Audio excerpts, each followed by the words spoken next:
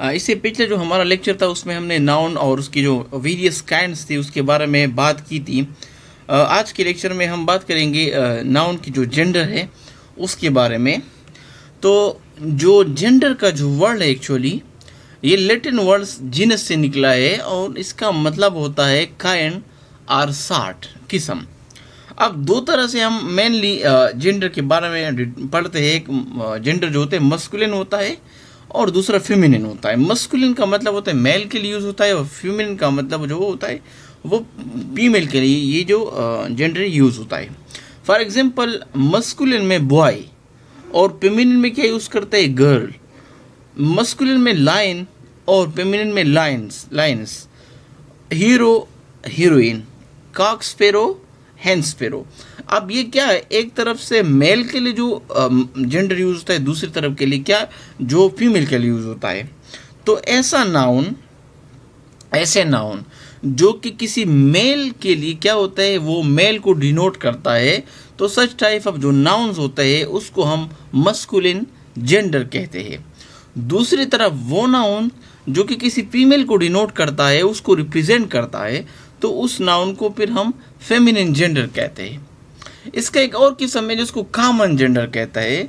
वो नाउन जो कि या तो मेल को रिप्रेजेंट करता है या फीमेल को, यानी हो सकता है ऐसा जेंडर हो सकता है जो जिससे हम ये अंदाज़ा लगा सकते हैं कि हो सकता है ये शख्स फीमेल हो या ये मेल हो। तो ऐसे जो जेंडर होते हैं उसको कॉमन जेंडर करते हैं। फॉर एग्जाम्पल अब पेरेंट, इसमें आता है पेरेंट। अब पेरेंट जो होते हैं माँ बाप, तो हो सकता है पेरेंट से आपका मतलब उसकी माँ वालिदा साहिबा हो या फादर हो, चाइल्ड बच्चा। तो बच्चे से मेल भी हो सकता है, बच्चा फीमेल भी हो सकती है। तो ये क्या है, दोनों में कॉमन जेंडर, यानी आप दोनों के लिए हो सकता है कि ये शख्स जो हो नाउन जिसका यूज़ करते हैं वो मेल हो सकता है फीमेल हो, तो दोनों हो सकते हैं, दोनों पॉसिबिलिटी रखती है। तो चाइल्ड क्या हुआ, चाइल्ड आप मेल भी हो सकता है फीमेल भी हो सकती है। इस तरह फ्रेंड है तो फ्रेंड जो हो सकता है वो मेल हो सकता है फीमेल भी हो सकती है।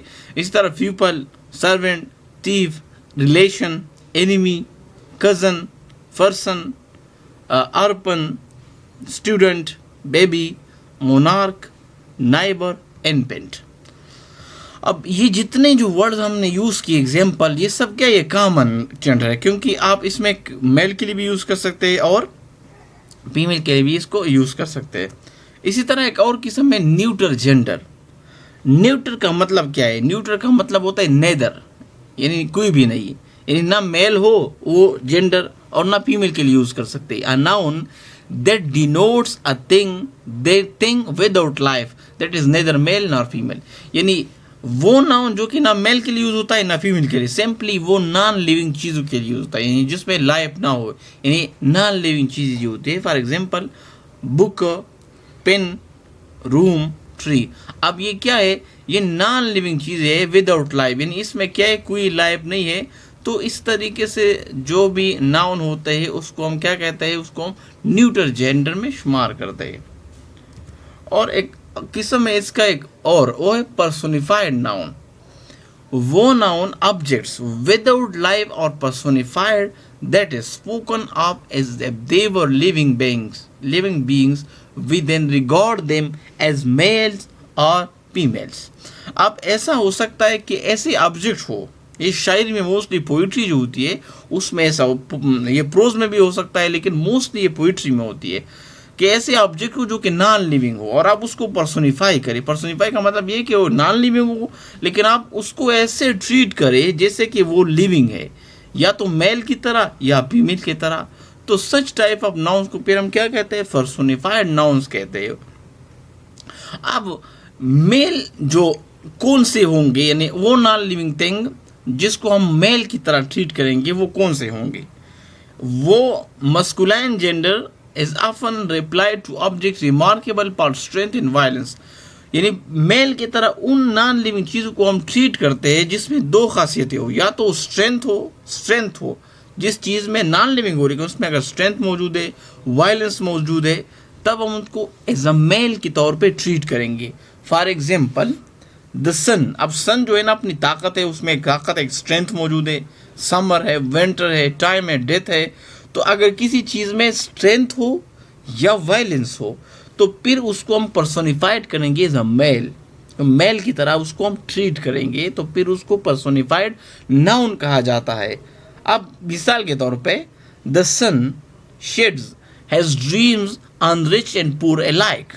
अब जो सूरज की जो किरणें, जो शुआएं है, वो क्या है, वो पुअर और गरीब और अमीर पे दोनों एक जैसे लगती है। ऐसा नहीं है कि अमीर पे ज़्यादा लगती है और गरीब पे कम लगती है।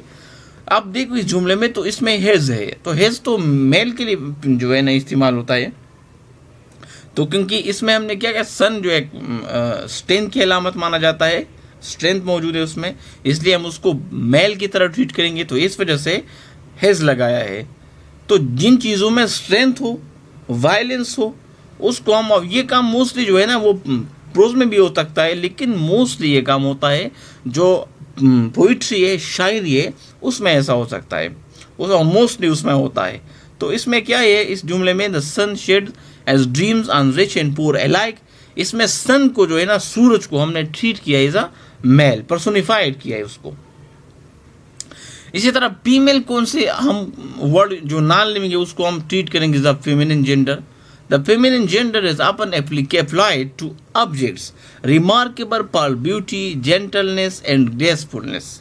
अब जिन चीज़ों में ये ब्यूटी हो, खूबसूरत हो, जेंटलनेस हो या ग्रेसफुलनेस हो उसमें, तो उन चीज़ों को हम ट्रीट करेंगे, पर्सोनिफाइड करेंगे एज अ फीमेल के तौर पे। For example the moon. अब मून जो है ना वो चांद, वो खूबसूरती की अलामत है, the moon. The earth, spring, autumn, nature, liberty, justice, mercy, peace, hope, charity.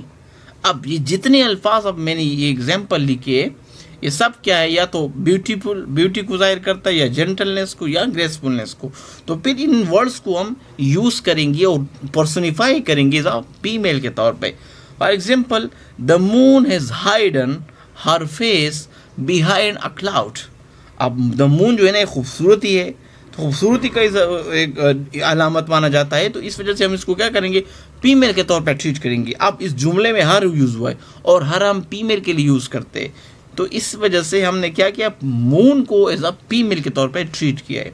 इसी तरह spring has spread her mental of green over the earth.